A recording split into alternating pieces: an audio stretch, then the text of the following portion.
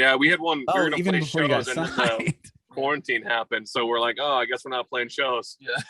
As soon as we were ready to play shows, you know, the COVID swept the world. And we're like, all right, well, I guess we're working on songs again. What's up, man? How are you? There we go. How are you, man? I'm doing well. I think there's somebody. Yeah, Chance is here. What's going on? Yo, you hear me? What's up? Just getting a trailer loaded for tour. Rad, right on. Yeah, how are you? I'm doing well. I'm doing well. How are both of you? Not bad, not bad. Good day, man. Very cool. I'm Adam, and I appreciate you both doing this. This podcast is about the both of you, or really the band, and how you all got into music and the journey of the band thus far. Awesome, man. Looking forward to it. Sweet. Yeah, you guys got a big tour coming up, right? Kicking off like a couple. We got a Midwest tour. It was with Chief State. Then we got our first headlining national tour coming up on the 15th to August 8th. Yeah, I saw it. I'm recently moved to Nashville. I saw you guys were playing out here. Yeah, that's cool. Nice. But I'm originally from San Diego, moved here about a year and a half ago. So I know Southern California quite well. Not much about the South or Middle East, anything but I'm curious to hear about you guys and your journey. So North Dakota, is that what I saw? Yeah, born and raised. Both of you and Chance? Yeah. Did you grow up together? Pretty close. I've known Chance since I was like 14, so you must have been like 12 or something. Yeah, we used to skateboard when we were younger. Before we even knew each other about like music or anything, we just kind of skated together. Yeah. Yep. That's how I grew up on music, man, with skateboarding. All the old videos had like the best bands in there. Yeah, it's the Grind soundtrack. That was my favorite. That's probably what got me into most of this music. Really? Yep. The video game Grind? No, the movie. The movie. Oh, yeah, I forgot there was that movie that they made. Yeah, it was so good, man. It had like the U's, Billy Talent and all that. Yeah. I forgot about that. Yeah, I was remembering like just like the old, I'm probably much older than you guys, like the old Toy Machine videos and the Zero videos that had, you know, Danzig and what's going on, man? What's up? Is everybody here now? Almost. Just missing Lucas. He's at work right now. Oh, killer. Cool. Yeah. I just remember like the old, like having a VHS of the old like Toy Machine, Welcome to Hell and stuff, and like hearing Iron Maiden for the first time and being like, holy shit, like this is like blowing my mind. Yeah, so that's cool. All those. Cool. So tell me about growing up in North Dakota. What was it like? Oh man, empty. Boring. Yeah, there wasn't much for music here, and we're all from like different cities and eventually found each other, but there's not too much going on. But I mean, there's a little bit going on in Fargo, but I think that's about it for the most part, at least nowadays. And did any of you grow up in a musical household at all? I did. You did? Yeah, I did not. I did. Tell me about that. Oh man, my mom used to play piano in church. Oh, my cool. dad used to play guitar and everything, and so growing up, I watched him play acoustic guitar and all of his old Western country music, you know, and I wanted to give it a try once. So like, I just started playing around with this guitar and I was like, you know what? I'm going to like go in my basement and play for like 12 hours until I get this down. And then I started singing instead. Oh, really? I only progressed so far with guitar. And then I just I'm just going to stick to singing. So how old were you when you started to pick up the guitar? Oh man, it wasn't until like, honestly, like probably 15, 16. Okay. But after that, I just, like I said, I was kind of shy to sing around people. And then like, I ended up joining like choir in school and stuff like that. I kind of broke out of my shell and went that way with it. Just enjoyed singing a lot more. Mm-hmm. That's cool. What about you, Chance? How did you get into music? My sister used to bring over a bunch of friends, and I had this tiny little guitar that like, it was like a first act guitar that I got for Christmas, and I never touched it, but they thought it was cool. So they started playing stuff on it. And I thought that it was really like, I was hooked. I was like, teach me something. And then they taught me like one or two little things. I learned Smoke on the Water. Like, you know, every guitar does, I think, at first. And then I was just kind of hooked. And I was only 9 years old when I started. So I was just, I didn't have anybody to impress. I just liked it. So I just kept doing it. But your sister would play, or her friends, or how, her friends would. She didn't play, but like her friends that came over would always play on it. And I was like, every time they came over, I'd have them teach me something new. And I just kind of kept doing that until I actually was old enough to get lessons. That's cool. That's cool that they were supportive of you, and especially Right. like, you sound like you're younger than them. Yeah, by like a lot. Yeah, my sister's like 6 years older than me, so I don't know why they let me hang out with them, but I was gonna say that's a pretty cool sister to be like, yeah, you can come hang. Being that much younger, and her probably, you know, in her teenage years, being like, oh, my kid brother's coming around, and then her friends actually showing you how to play. That's rad. yeah, they were pretty cool. That's awesome. What about you, Damian? How did you get into music? I've always liked music. I always wanted to play guitar, and then I met a friend. His name was Ricky. He moved to the small town North Dakota from New Jersey, and he would just shred a guitar. When I seen him play, I was like, man, I got to learn how to play that. And then he showed me how to read tabs, and I just kind of, from then on, I just started learning to play all my favorite songs, and then that's pretty much how it went. Wow. So all three of you started off on guitar. That's interesting. Yeah. Yep. Wow. Okay. And from there, were you in bands or anything? Like, Damon, how did that kind of move forward? I moved home from Texas when I was 20, and that's when I decided I wanted to write music and be in a band. And that's what kind of actually led me back to Chance, because after, like, we grew up, he lived in Valley City, I lived in Texas and stuff, because my dad's from Texas. And then when that happened, I started a band when I got back home, and I was like, oh man, we need a guitar player. And we found some dude named Channing. He was pretty cool, and he happened to know Chance. And then I remembered seeing some of the Chance's stuff on the internet of him playing, and then we all met up one day, and it's kind of been like that ever since. Like, one thing to the next. Me and Chance hung out, started this small band, and we met Alex later on. And after that, it's been consistent for like 8 years now. Wow. So you moved to Texas? What year? Like, how old are you when you moved to Texas? I moved to Texas, let's see, 2012, I think, for a couple years. 2011 or 2012. And then I was Were there you for out of about high 2 years. school or no? Yeah, I was out of high school. My dad's from Texas, so I've been going back and forth between Texas so many times. But when I moved home from North Dakota for good, is kind of when all this happened. Oh, cool. And were you all like in bands separate, and that's how you met, like through the scene, or like, I mean, it Yeah. sounds like you all grew up in Oh, yeah. different cities or towns, I guess. Yep, absolutely. So at what point, or were all of your bands playing with each other, or what was like kind of the connecting It was just point? kind of like different time periods. Actually, like, I was in an easy core band when I first met these guys, and we were playing a show at our local venue, and Damon had just moved up from Texas, Mhm. and he had kind of heard our band and like listened to it, and he wanted to come get tickets, and we were practicing that day in our practice space, and he ended up showing up with like another one of his friends that introduced him to our band, and he came over and picked up some tickets from us, and then ever since then we became like best friends. He ended up moving in the same house as me, Yeah. and then he knew Chance, so like he's like, dude, I know a really good guitar player. I was like, no shit. I was like, because I wanted to start something, you know, like more serious at the time. Mhm. And he brought Chance over, and like Chance played for like 5 minutes. I was like, let's go. Yeah, So we kind of just ever since then just tried like different projects, but like different like things in life just kind of kept hitting, and it just wasn't like the right time. Mhm. And finally, you know, we got a little bit older, everything settled down a little bit, and everybody just, you know, put their nose to the grindstone and got everything done. And like, we're just like, okay, let's do this. Let's do it full time. Let's go. So that's what we're doing. We just hooked up the trailer to go on tour right now, baby. Yeah, That's why like what was it just like, let's do that? Like, was there a moment or like a validation, or was it just like, let's do this? Like there, or like, you know what I mean? Like to move forward. It was just like, let's do this. We live in the same house. Chance pretty much just lived in our house too, because he was there all the time, just making music with us and stuff. So we just would sit and record, and because Chance is like the go-to guy for our recording and stuff like that. And we just sit there and make songs, man. That's all we did all day long, just make songs. And yeah, all day, every day. Really, it was pretty nuts. It was a fun time though. Did you all like, did anyone go to school for music, or like go to, you know, try to pursue it in, you know? No. I almost Regular did, working. Yeah. I don't know. I was gonna, but I'm kind of glad I didn't. I'm not saying that like it's a bad thing to go to school, but it just wouldn't have been for me after like kind of looking back. Sure. I'm better off learning things online. And I've actually met a lot of people on like, believe it or not, Facebook, just from even Cole in the background, if he's still there. I mean, I you did a actually lot, met him.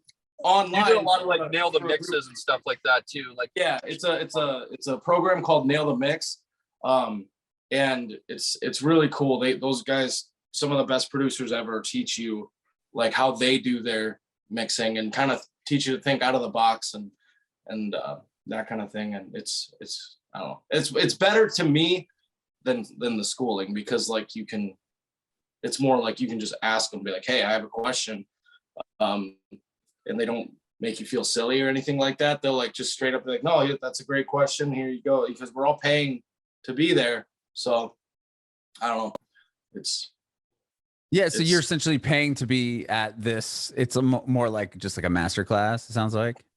Kind of, yeah. That's cool. I mean, I've interviewed a bunch of artists, and some have went to like Berkeley, and they're like, I learned more just going on YouTube and learning how to produce. Or they'd be going to Berkeley, and at the time, like learning production and all that wasn't quite there yet, you know? And then it was like, well, then I went on my computer and on YouTube learned all this stuff, and then just dropped out because it was, you know, I was learning what I wanted to do essentially for free from other people. Yeah, that's what would have ended up happening to me. I just could tell. I was like, you know what, I'm gonna end up dropping out, because I like to learn things on my own time and in my own way. So right, I can't follow someone else's program for me. I have to do it myself. Like, sure. What were any? So it sounds like, Alex, like your band was doing things, like you were playing enough to get Damon to be like, oh, I like your band, I want to come buy tickets. But was anyone else, like, had any of you toured prior, or was it just this band that kind of came together and where you all realized like this is actually something that's really cool and working?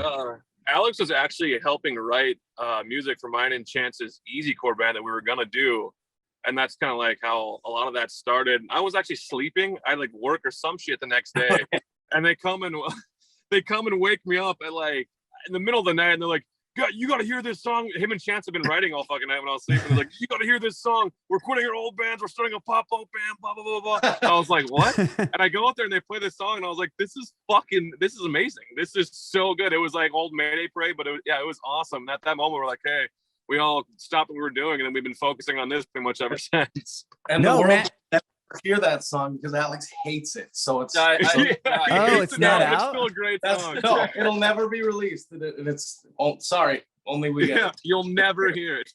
Yeah, that's funny.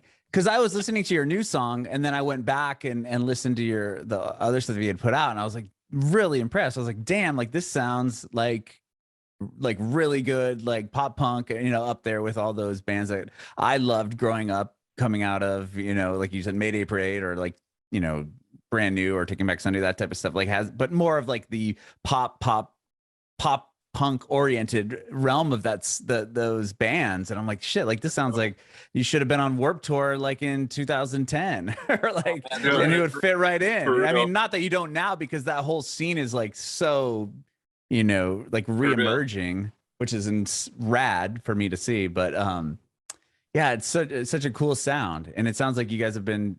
I would have never guessed that it was just like, oh, we should start writing pop punk. Like to me, it was like, damn. It was kind of an accident. Well, before this too, like, I mean, I was all in like deathcore bands and stuff, you know. So it's like, my bread and butter is pop punk. Like, I grew up listening to like MXPX and like, you know, all those older like pop punk bands and stuff like that. I fell in love with it, you know. But then I ended up going more the deathcore route, and we toured a little bit with our metal band and stuff. It wasn't like anything huge. We go on like maybe like a week or two long tours and go home, you know. But yeah, this is like where my love is, you know. Pop punk has always been my number one, but it's hard, like I said, around here in North Dakota to find members to want to do that. It's hard for pop punk, man. It's like it seems like it's easier for metal and stuff like that, but usually those guys are already in like 4 or 5 different bands. You know, so. Wow. But these guys, we're all friends too, so it's like it makes it so much easier, you know, to do this and have fun with it, you know, and like, I don't know, it's almost like a brethren, you know. Yeah, for sure. No, yeah, because your voice, man, like I would have never guessed you were in a metal band. Like just hearing you sing, I'm like it sounds like you've been singing pop punk your entire life. Oh, dude, yeah, that's what I grew up. Like I said, that was my first thing. Like I always loved pop punk, but just like the hooks and like you guys write it. Like I said, I'm like, damn, like this is really like most times I'll check out a band. I'm like, oh yeah, this is kind of cool. Then I'm like, holy shit, like these guys are like awesome. That's what's up, man. We appreciate it. I was and you guys, did you put out was the first stuff you put out in 2020? Yeah. Yeah. That and then just a deluxe version of that, and then our latest single, Breakaway. But yeah, that's it. But I mean, like, so the band forms what was quarantine and all that going on when you guys started to play? That's when we really started to kick things up. Yeah. It was like, we're like, you know what? Now would be a time, and the pandemic sucked. But at the same time, it was like, man, this is like really a time where we should be buckling down, because like now everybody's at home. Like there's nothing to do but listen to music and, you know, watch TV. So we really kicked it in with like promoting and like coming up with new stuff, songs. We had a song with Jason Lancaster on one of them for Mayday Parade. That was sick. Mm-hmm. That he was willing to do that. And it's just like kind of everything just fell together during that time too. And we just put out as much as we could and promoted as much as we could. And we did see a lot of good things come from that. So. Yeah. Was that like for example, how'd you get him on the record? Was it just reaching out? So yeah, he ended up getting signed to the label that we were on. His solo project. Project. Oh, okay. Talking through the label, and then they ended up, scoring it. So he did it for us. It was awesome. And how do you, I mean, to get signed, like this sounds like it's happened so quickly. I mean, well, I guess we're in 2022 now, but like still, like to the quarantine happens is like, okay, this is a cool thing. We should just push it. Like, had you even played a show before? We didn't even play a show before we got signed. Yeah, we had one. We were gonna even play before you got shows and signed. Quarantine happened. So we're like, oh, I guess we're not playing shows. Yeah. As soon as we were ready to play shows, the COVID swept the world. And we're like, all right, well, I guess we're working on songs again. Yep. Well, how does We Are Triumphant find you? Sorry, go ahead. Chance, I didn't mean to cut you off. That was it. I was just after 8 years. It's like, we're ready to play a show. And then COVID's like, no, you're not. Yeah. Back to the garage. We could never get out of there, man. It was like, as soon as we'd be like ready to do something stupid would come up. Like, come on. It's like, and then that happened. Like, that sucked. But how do you get the deal? Like, did you put a song out? Like, what was the first thing that you did? Like, put one song up online and see what it do? What it would do. Can't speak today, apparently. Couple, but we didn't know what we were doing. Like to like the curators on like Spotify, because like what I did before, as we just put them on there as quick as you can, release it, and just let us know when it's released. But then we learned that like when you pitch songs or whatever, give you a chance to put them on the Spotify editorial playlist, and we didn't know that. But when we found that out, I was like, we'll give it a shot, see what happens. Mm-hmm. Then I woke up like the next morning. I was like, your song's been added to Pop Punk's Not Dead playlist, whatever. And I was like, what's that? And I clicked it, and it was like the cover Neck Deep, and it said it had like 400,000 like listeners. I was like, what is Dude, this? I play that playlist all the time. Yeah, so I had funny. no idea. Like, this is awesome. Oh yeah. That's crazy. That's such a big one to be on. Yeah, it was cool. It was a good run. And after they signed us, we put out that whole EP, and then we actually got to be the cover of All New Punk for a while, which is pretty rad. I thought it was Pop Punk. Yeah, it was a pretty good few months for sure. That's killer. Weren't we the cover for? I thought we were the cover for Pop Punk's Not Dead. It was All New Punk. Was it? It was still a big playlist though, so that was really cool. It was big. It was cool. Yeah, I mean, you guys are on the covered in punk playlist still for the BTS cover. Yeah. Which is that's crazy because I listened I was listening to that playlist like literally like 3 weeks ago. So I'm sure I heard that version of the song and didn't even realize it was you. Because I heard my friend plays in the band With Confidence, and like I didn't realize that they did Drops of Jupiter. So I was like, oh, that's funny. I was just do it. And then it like took me to that playlist. So I was like, oh, okay, let's start this off. And I was just listening to it. And I ran through the whole playlist of just driving around, and I guarantee, I know I heard that song, but that's so crazy that it was you guys. It's on there. Yeah. That's dope. Okay, so you land this slot there, and that must have changed a lot for you guys as far as like streams and everything else went. Yeah, absolutely. Like monthly huge difference. Yeah, like shot up. Yeah, it was cool. Like it was fun to see that. Like, and then it became like an addiction, dude. Then I was just like, how do we get playlists next? Let's go. Let's, it was fun. It's still fun. Yeah, I love it. It's pretty rad, man. Yeah. And so how does that attract the attention of We Are Triumphant then? The success of the Spotify? A&R spotted us on the list. Before that. What's that? Didn't we have their attention before we got playlisted, or was that when they noticed us? I don't know. I just remember getting a message. Yeah. On, I think it was over Facebook from Nico, and he's the A&R rep for We Are Triumphant, and he was like, dude, let's sit down a time and set a time where we can sit down and talk. And we're just like, okay. And just kind of went through it. He's like, dude, I'd love, like, we want you on this. Like, we want to work with you guys, man. What do you guys think? And like, whatever, we just talked it over, sent us over the contract and looked it over. And then we ended up, just for the time, you know, that was best for us at that moment, we signed with them. So that's crazy. And did you have that whole record finished at that point? Yeah, we had a few songs that weren't. I think we had the Roll with the Punches done. And then we ended up, did we make a couple more of the acoustic ones and stuff after that? We made the acoustic one after Ready to Fall. And then the Dynamite. Yeah, the Dynamite BTS one that was on their that wasn't on the deluxe. No, that was just before we were like released as a We Are Triumphant band. We did Ready to Fall, and then we did Anxiety Reimagined and Shipwrecked Reimagined, and that Empty Room song. I think that was it. Yeah, like, I mean, to have that, you know, like I said earlier, like the validation, like getting that quickly, that's pretty, you know, unheard of for a label to come out and be like, not only like you put a song on, then it lands on these playlists, and then now you get a label interested kind of out the gate. Like, that's pretty awesome. Yeah, it was pretty cool. We were definitely excited. And when they jump on board, how does that change everything? I guess from what we knew then, we had just learned about playlisting and stuff like that. And then what we had to do is take our music down, get our codes for our streams and stuff, send it in, just pretty much transfer everything that we had over to them. And then we re-released it. I think it took it was 8 months or something. It was a long time. I don't think it was 8 months. It was a minute. It was, man. No, because we got, yeah. It was at least 6 months before we put our music back on before we released as a signed We Are Triumphant band. Okay. Yeah. And did they help you with this tour? Did you guys have a booking agent prior to that? No, we actually have a management team that we work with out of California now. Oh, cool. They're super awesome on it. Like, whatever we need, man, it's like done within a half hour. And they have previous, you know, music background too, working for another a big label, one of them anyways. And a lot of great connections. So they really went above and beyond to get all these tour dates and everything for us, man. We didn't even have to lift a finger. It was like them and another guy that is in a band that we're gonna be touring with called Just For Tonight.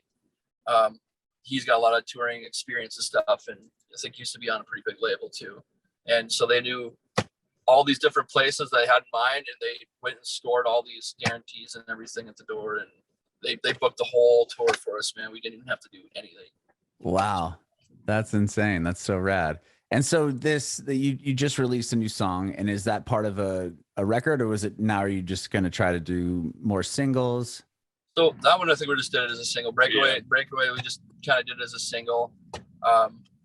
This, you know, we just got done going down and recording an album with Andrew Wade.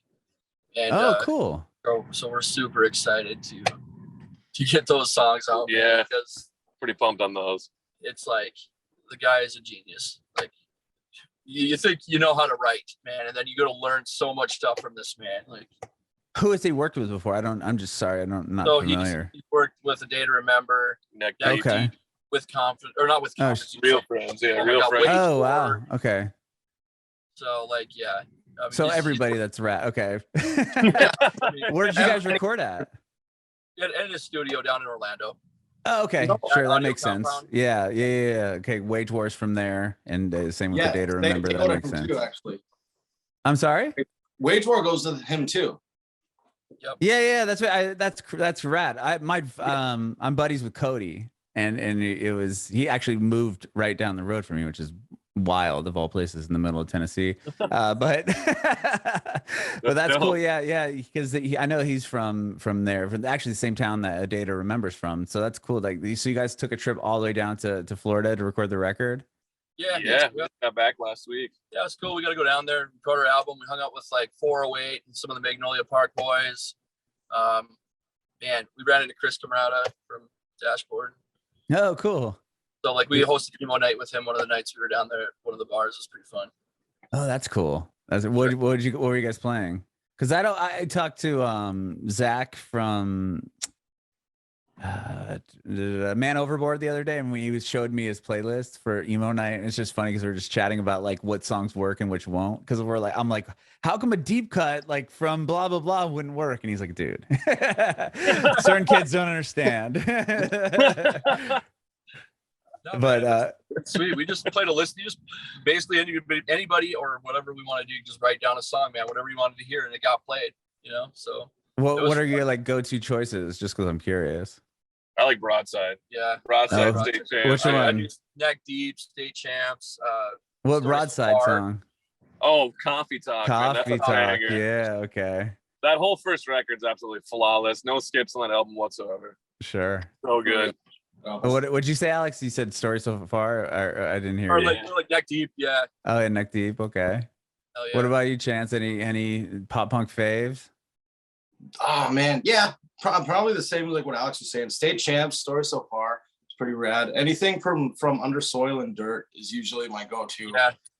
Like There you I don't go. know, that whole album is so sick. Like I don't know, Sure. I Sure. couldn't pick a favorite, but all of them. Yeah. That's cool. everyone. No, Whatever comes no, to that's mind, cool. Like I'll to write it drop. down on I the mean, list. like I would think like Coffee Talk from Broadside would be one that would not land. But maybe I guess it depends on the crowd. And because it's a banger, it's a dope song. I love that song. But I guess the emo nights I'm thinking of were like the ones that, because I'm from San Diego, or like ones in San Diego, and I'm talking to this guy I used to work with, and I'm like, how come? And I'd show him a list like this is and he's like, dude, half these nobody would care. And I'm like, what do you mean? Like these are such great records. And he's like, yeah, but it's not like Paramore, Misery Business. And I'm like, Yeah. okay. So is that kind of the vibe, or were you must have been No. at a cooler club? Dude, everybody there was like just putting in whatever they wanted to do. They play it. loved It it was all. cool, man. There was a great mix of different songs, man. Like I know I put in like a bunch of like Stan Atlantic stuff too. That was Yes. Yep. So Yeah, that's rad, because that seems to me like something that, like I said, I had this list and I'm like this and this and then he's like, dude, like it's not gonna, like you need to play like Papa Roach, Last Resort. I'm like, that's not pop punk or emo at all. Like what world are you guys living on? Cole just gave us the emo social playlist on Spotify, man. They got like Duality by Slipknot. I mean, like Yeah. everything. Dude, Lucas played Spirit Box. Like that's Yep. it doesn't matter as long as it's like that whole alt vibe. I think is just anything like that. It goes there. That's I why know. that was sick, dude. It's just it's wild. It's so wild, and now you see this resurgence of pop punk. I mean, Avril Lavigne's putting records out, and like Mod real. Sun is now putting like an emo album out, and like Girlfriends, like just some of these bands that are coming out. It's pretty wild. Machine Gun Kelly, I guess. Yeah. It's cool to kind of see that. Travis Barker's on everything ever. Yeah. Oh yeah, if Kinda you cool. if you Yeah, I'm about it. Yeah, I was gonna say, if you have like any sort of hint of pop punk and there's a chance you could do something, he's gonna jump on board. Oh yeah, absolutely. Let's get him down the road. Right. It's funny. Well, dude, I'm so happy I was able to chat with you all. That's so cool that you're doing this big tour. Yeah, like I said, you're doing Nashville. I looked up the venue, Bowie's. I've never been there. I'm new to the city. And you're doing what, Chicago in the next day or two? Like, are you doing this? Yep. Okay, We're gonna be at the Liars Club. Yep. yeah, which there's a Liars Club in San Diego that closed down. I was trying to look to see if it was the same owner, but I don't think it was. But so are you doing those shows, headline shows? And then, because it looks like you're the tour that you're doing with just for tonight, that date isn't on there. So I was just curious.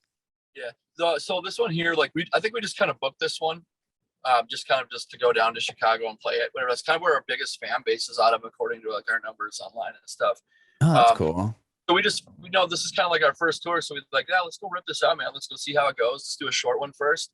Get us broke in, ready to go for the big one, So we did Chicago. That one wasn't on there just because we booked that before that, this tour with Chief State came out. And then we're pretty bummed out, man, that like life happens, like, as their van broke down, and they're going to be with us at the Secret show still. So I guess that one's still going on, and that's in Nebraska somewhere. Oh, cool. Right. Omaha. Yep. So Rad. they'll be there, and I think Calling All Captains as well. Cool. And then after that one, we just kind of part ways because they have to give their RV back, or something happened with that where it has to be back at a certain date. So, but When yeah, you guys those guys are taking rad. off, like how far is that from where you were at? Chicago is your Chicago? first. Yeah, is that your first date? Yeah. So that was about from Fargo. Was it like 8 hours or something? 9 hours from Fargo, yeah. 10 hours from where we're at now. Okay. So do you leave what tomorrow?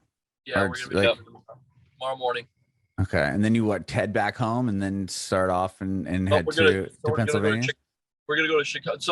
So basically, this short one is like what 9 days long. Yeah. So this first tour is like 9 days long, and then when we're done with that, we got 5 days off, and then we start the U.S. sweep. Wow, that's huge. And this is your first real tour that you guys have been doing? Yeah. Well, good luck, man. Congratulations. That's so cool. I appreciate it, man. Thank you. Yeah, and you're playing the Chain Reaction, which is such a rad venue in Anaheim, which is like legendary. Have you ever been there? No, never even been to California. No. So. Oh, okay. So when you go to the Chain Reaction, I don't know if they still, I haven't been there in so long, but they used to have like a shirt from every band that has ever played there. And so you'd go in there and see like these shirts from, these bands from, 20 years ago, 15 years ago. And it's like bizarre to kind of like see these artifacts hanging on the wall. So hopefully they still have that. That'd be sick. We got some shirt. We got a shirt we can put on if they let us. Yeah, pin it up there. I'm sure they would. I don't know. I don't know the criteria, but it's like if you play. I know there's a House of Blues in Anaheim. If you sell it out, they make you a skateboard deck. You have to sell it the big room, and then they make a skateboard deck of your band. That's so dope. Yeah. So. Well, again, thank you not both, but thank you all for doing this. I appreciate it. I have one more question. I want to get an answer from all of you if I can. If you have any advice for aspiring artists. Keep at it. Don't ever stop, no matter how you get, no matter what happens in your life, man. Because you're going to be depressed not doing it. Like later on, man. It's like you can tell yourself you don't want to do it, but you're always going to find your way back. But don't ever give up, man. Like, always be on your toes, like promoting, doing shit, getting your stuff out there. Yeah, hard work and keep hustling for sure. You can reach any goal you want if you work hard enough. Yes, honestly, that is so true. I love it. What about you, Chance? Yeah, what they said. Also, no. Ditto. I do want to add, just it's supposed to be fun, man. Have fun with it. Don't stress yourself out, but also learn to take some constructive criticism. Some people get so hung up on one song, but we have probably, like we just told you, we have like that one song that nobody will ever hear. We were so hung up on it for a while, dude. You'll have so many songs. Just try to make each one better than the last, dude. Just have fun with it. That's all you're doing.